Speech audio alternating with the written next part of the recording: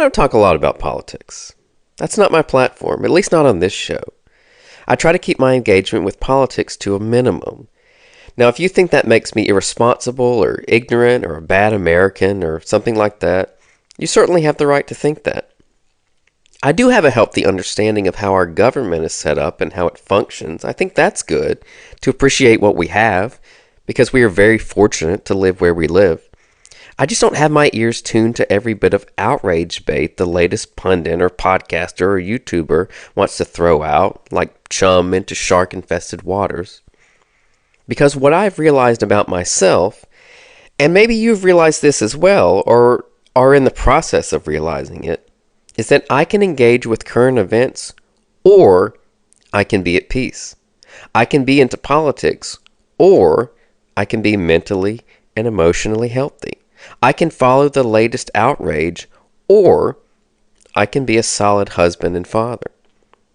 And maybe there are some middle-of-the-road podcasts and YouTube channels out there, but the ones that seem to be the most popular are the ones that are designed to keep you in a constant state of indignation. And I just can't engage with that culture anymore. Andrew Breitbart, love him or hate him, or if you're young enough, don't remember him, famously said that politics is downstream from culture. Now, I think that's fairly accurate, but I would go a step further and say that culture is downstream from psychology. The way we operate begins with the way we think. We tend to be attracted to what we are, or at least what we think we are. So if we are fearful and anxious, sometimes we will seek out voices that validate those feelings, which will make the feelings more intense, which will cause us to seek out more of those voices, more of that messaging. And I think that's one of the reasons we have become so polarized. The whole thing really is about self-preservation, if you don't mind me getting a little meta for a second. Safety, security, continuance of our genetic material, validation. That's what we want. That's what this is about. That's what all of this is about. But anyway, as I've said before, we are an algorithm. We have a personal algorithm that we feed on a daily basis. We feed it with things we listen to, the things we look at, the people we talk to, what we think, what we talk about, where we go. We feed it, it feeds us. We feed it, it feeds us. So it's important to be discerning about what we are letting into our algorithm. But like I said, I'm typically not interested in politics, by choice and by personal necessity. But I am very interested in our wholeness, our wellness, our mental and emotional and spiritual state, our identity. And politics at the moment, whether you like it or not, is very much entangled in all of these things. So today, I'd just like to throw out some ideas that I think could help us go into the next few weeks in more of a state of peace and love and clarity and empathy, all that hippie stuff. And I'm not trying to point the finger. I'm really not. I'm truly trying to help. And the reason I'm so familiar with these concepts is because this is a process I've gone through myself. I've gone through the process, at least partially, of being that person who is angry and fearful and anxious, and being led from there into a place of contentment and validation and peace. So if it feels like I'm pointing the finger at you, just realize that finger was pointed at me first. So number one, if someone expresses an opinion that conflicts with an opinion that you hold, it doesn't mean that person is trying to attack you. If someone expresses an opinion that is contradictory to an opinion that you hold, it doesn't mean the expression of that opinion is meant to be an attack on you personally. This person is probably not posting their opinion to put you on your heels. They may not be considering you at all. And if you feel attacked, if you feel threatened, a couple of things might be happening. Number one, you may not be as confident in your idea as you thought you were, which can be a source of discomfort. If you were truly confident in the position, you wouldn't be threatened by an opposing position, right? But I think a lot of our beliefs regarding politics and government policy are based in things like emotion and party loyalty, not necessarily in research or logic. You may also feel anxious about disagreeing with people who you value and who you desire to be valued by. If you feel like expressing your opinion will damage a relationship that is important to you, that can be a legitimate source of anxiety. The feeling of having to choose between the relationship and your convictions. So you may consciously or subconsciously think things like, so-and-so doesn't like blank, but they know that I like blank. Does that mean that they don't like me? And the answer might be yes or no, depending on the mental state and emotional maturity of that person. But more than likely, they like you, or at very least, care about you. And if they don't, then I would ask you, why is this relationship important to you?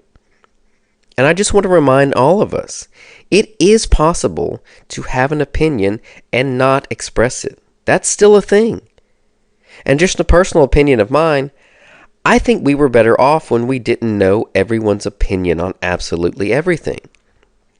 So number one, if someone expresses an opinion that conflicts with an opinion that you hold, it doesn't mean that that person is trying to attack you.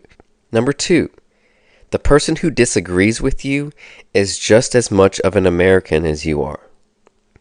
The person who disagrees with you is just as much of an American as you are. Now I know this one stings, because sometimes we think that our ideas, our beliefs, our allegiances, our values are quote unquote more American than those held by other people or groups. And that's not really how America works. And that's not really how citizenship works. For example, if someone is an American citizen and they use their freedom of speech to express that they don't like America and don't like freedom of speech, them saying that openly and without fear of repercussions is weirdly pretty American. So number two, the person who disagrees with you is just as much of an American as you are. Number three, just because someone doesn't like the candidate you like, you can't assume they like the candidate you don't like. Just because they don't like your person, it doesn't mean they have posters on their wall of the other person. And contrary to what the podcasters and the YouTubers and the pundits try to reinforce, there are still people in the middle or outside these two boxes we've built. There are still people who just refuse to pull the handle for someone they don't have full confidence in. And statistically, the odds are actually against us having lots of overlap with these politicians, if you think about it. We have two major parties, each nominating one presidential candidate and one vice presidential candidate, each respectively per election cycle. That's four people out of a country of over 300 million people. And we don't have to like them. We don't even have to like the one we vote for. We just have to pick one or not pick one. We have the freedom to do either, which is pretty cool. So number three, just because someone doesn't like the candidate you like, you can't assume they like the candidate you don't like. Number four, just like you have reasons why you vote a particular way, other people also have reasons for why they vote a particular way. You vote a certain way because of reasons you deem to be valid. Likewise, other people vote a certain way because of reasons they deem to be valid. You have experience, they have experience. You have an upbringing, they have an upbringing. You have values, they have values, right? You have priorities, they have priorities. And we don't need to demonize or look down on people who think differently from us. They might be dealing with unimaginable sources of pain. And their outrage might have more to do with that pain than it does with you or your political party. Number five, when someone endorses a candidate, that doesn't mean that person agrees with every single talking point that candidate espouses. It doesn't mean that person loves every single thing about that candidate. It doesn't mean they agree with everything that comes out of that candidate's mouth. It doesn't mean they want to hang out with that candidate or let that person babysit their kids. Endorsement for office does not equal absolute endorsement of everything they have ever said or done. And you would think this would be common sense, but my observations tell me that is not the case. And this all goes back to the desire to validate ourselves by invalidating our opposition. And there's a word for that. That word is bullying. Number 6. Just because someone you consider to be vile or degenerate is part of a certain party, it doesn't mean that every person who associates themselves with that party is also vile and degenerate. And again, if we could take off our emotion goggles and put on our logic goggles, we could see this. All humans are mammals, but not all mammals are human. Right? This is just basic logic. So, quick review. Number 1, if someone expresses an opinion that conflicts with an opinion that you hold, it doesn't mean that person is trying to attack you. Number 2, the person who disagrees with you is just as much of an American as you are. Number 3, just because someone doesn't like the candidate you like, you can't assume they like the candidate you don't like. Number 4, just like you have reasons why you vote a particular way, other people also have reasons why they vote a particular way. Number 5, when someone endorses a candidate, it doesn't mean they agree with everything that comes out of that candidate's mouth. Number 6, just because someone you consider to be vile or degenerate is part of a certain party, it doesn't mean that every person who associates themselves with that party is also vile and degenerate. Which brings us to our closing thoughts. And my closing thoughts are, let's love each other. Please? Please, can we do that? We all basically want the same things. We just have different ideas about how to achieve them. And when we fight with each other, we all lose. And let's not forget that there are people who win when we fight. Let's not forget there are people who get richer when we hate each other. Let's not forget there are people who gain influence when we are anxious and paranoid. And let me ask you this. That podcast that you love, that YouTuber who you get your news from, those talking heads on TV, do they have sponsors? Do they read ads? Just saying. I'm just saying. There is money in outrage. There are profits in fear. I'm just saying. I'll give you one more. Last one. This is a bonus.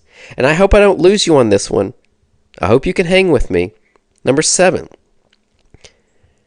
God loves the candidate you don't like just as much as he loves you. I'll go a step further. Yahweh loves the candidate you don't like just as much as he loves your children. And you can disagree with me on that. You're free to do so. It's a free country. I just hope we can find ourselves on the right side this election season. And I don't mean the right side politically. I mean the right side spiritually, internally, in our souls, in the way we love and the way we treat people. Remember, Jesus didn't have conflict with sinners as much as he had conflict with religious people who claim to have all the answers. Let me say that again. Jesus didn't have conflict with sinners as much as he had conflict with religious people who claim to have all the answers. But I'll leave you with a couple of Bible verses. First one is Matthew 5:43 and 44. You have heard that it was said, you shall love your neighbor and hate your enemy. But I say to you, love your enemies, bless those who curse you, do good to those who hate you, and pray for those who spitefully use you and persecute you. And the last one I'll remind you of is 1 John 4:18. Beloved, let us love one another, for love is of God, and everyone who loves is born of God and knows God. He who does not love does not know God, for God is love. I'm Ryan Coleman. I hope you have a wonderful and peaceful fall season or autumn, whatever you choose to call it. I hope you get out into this nice weather, and whatever happens, it's going to be okay. Whoever gets elected, the sun will still rise in the morning and set in the evening. Your family will still be your family, you know. The good will still be there wanting your attention. The bad will still be there wanting your attention. It's your choice what you engage with. And I hope you make the choice that brings peace and prosperity to your household. Thank you for listening. Shalom in your home, and I'll talk to you soon.